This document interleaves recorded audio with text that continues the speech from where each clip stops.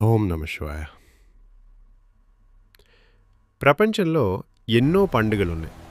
కానీ నిద్రలేని రాత్రి, ఆకలితో ఉపవాసం, మౌనంలో ధ్యానం ఇవన్నీ కలిసిన ఏకైక పండుగేది? అది మహాశివరాత్రి.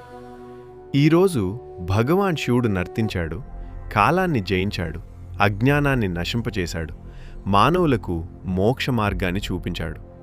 అసలు శివరాత్రి ఎందుకు జరుపుకుంటాం? ఈ రోజున ఎందుకు ఉపవాసం చేస్తాం? ఎందుకు రాత్రంతా మేల్కొనుంటాం? శివలింగానికి ఎందుకు అభిషేకం చేస్తాం? ఈ ప్రశ్నలన్నింటికీ సమాధానమే ఈ కథ. శివుడెవరు? శివుడు దేవుడు మాత్రమే కాదు. అతను సత్యం, అతను శూన్యం, అతను చైతన్యం. ఆయనకు ఆది లేదు, అంతం లేదు. అందుకే ఆయనను అనాదిగా, అనంతుడిగా పిలుస్తారు. శివుడు సృష్టికర్త కాదు, సంరక్షకుడు కాదు, కేవలం లయకర్త మాత్రమే. లయం అంటే నాశనం కాదు, కొత్త సృష్టికి మార్గం. శివరాత్రి వెనుకున్న ప్రధాన కథ. జ్యోతిర్లింగ అవతరణ. ఒకసారి బ్రహ్మదేవుడు మరియు విష్ణుదేవుడికి మధ్య గొప్ప వివాదం జరిగింది. నేనే గొప్పవాణ్ణి అని బ్రహ్మ అన్నాడు. సృష్టి నిలబెట్టేది నేనే అని విష్ణు అన్నాడు. ఆ సమయంలో ఆకాశం నుంచి భూమి వరకు ఒక అగ్ని స్తంభం వెలిసింది. అది సాధారణ అగ్ని కాదు, అది శివజ్యోతి. బ్రహ్మ ఆ జ్యోతికి పైభాగాన్ని తెలుసుకోవడానికి హంసగా మారి ఆకాశానికి ఎగిరాడు. విష్ణువు దిగువ భాగాన్ని తెలుసుకోవడానికి వరాహంగా మారి భూమిలోకి వెళ్ళాడు.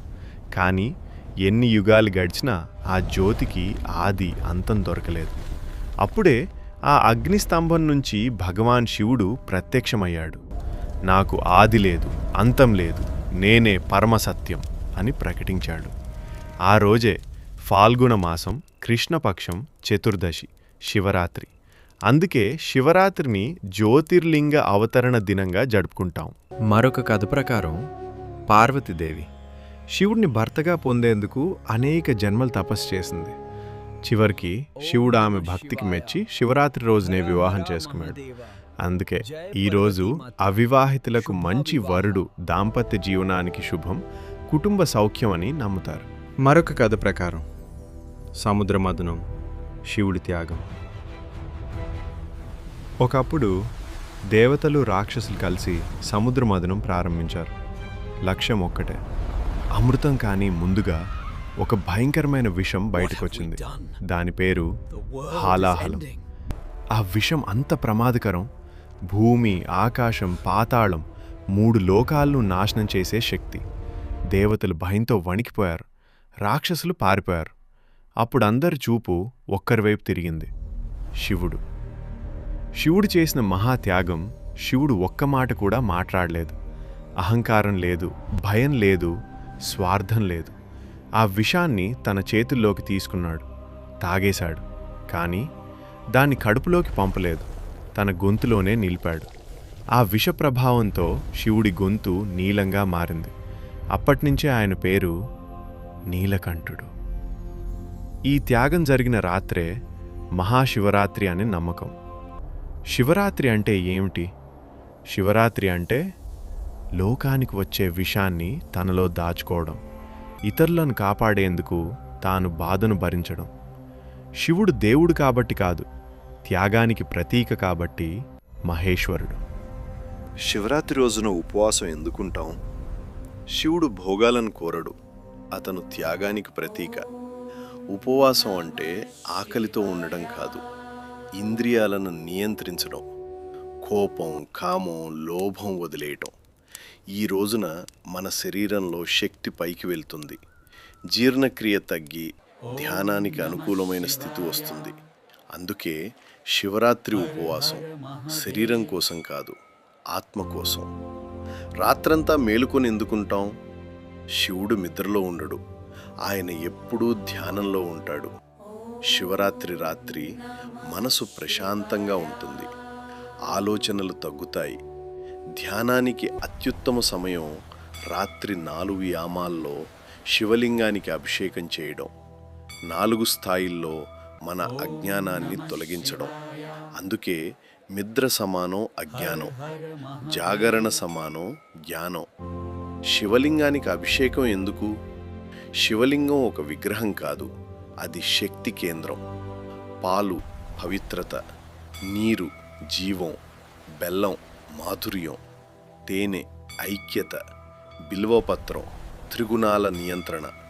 అభిషేకం అంటే మనలోని మలినాలను శివునికి అర్పించడం.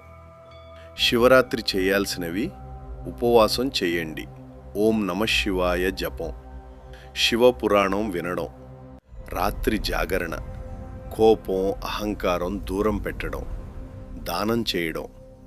శివరాత్రి చేయకూడనివి: మాంసాహారం, మద్యం, అసత్యం, ఇతరులపై కోపం, అహంకారం, చెడు మాటలు. ఈరోజు చేసిన పాపం 100 రెట్లు పెరుగుతుందని శాస్త్రాలు చెప్తున్నాయి. శివరాత్రి యొక్క అసలు అర్థం: శివరాత్రి అంటే శివుడు బయటనున్న దేవుడు కాదు, మనలో ఉన్న చైతన్యం. అజ్ఞానం అనే చీకటి మించి జ్ఞానం అనే వెలుగులోకి వెళ్ళే రాత్రి. అందుకే ఇది మహాశివరాత్రి. ఈ మహాశివరాత్రి మన శరీరాన్ని కాదు, మన ఆత్మను మేల్కొలిపే రాత్రి. శివుడు బయట ఎక్కడో ఉన్న దేవుడు కాదు, మన ఊపిరిలో ఉన్న చైతన్యం. ఆ చైతన్యాన్ని గుర్తు చేసుకునే రోజు ఈ మహాశివరాత్రి.